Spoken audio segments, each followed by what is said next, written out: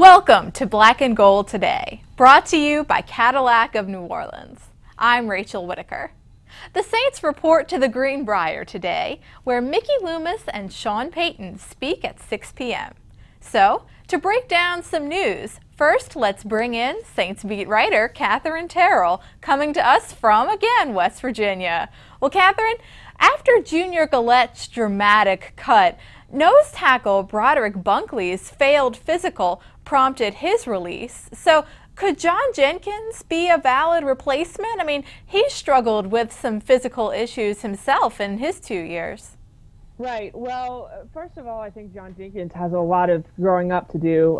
I think he had maturity issues last year, and obviously that's going to be something big if they need him to step into a full-time role. But he was able to step in for Bunkley whenever Bunkley was hurt last year. So it's not like he doesn't have experience doing it. And then you have Kevin Williams, who they brought in. I'm not sure if they consider him a nose tackle or not, but I definitely think that his chances of making the roster just shot up. You have that veteran experience there because, you know, it's a young defensive line. So that'll be kind of interesting to see how they use him. Right. Kevin Williams was joking during minicamp that he was so old that players were, some of the younger players were telling him, I used you in Madden. I mean, it's a good nucleus here of guys, a young group of guys on defense, and he's got a quarterback and great talent on offense. The offensive line is great. So with that mix, I mean, you got a chance to win games every year.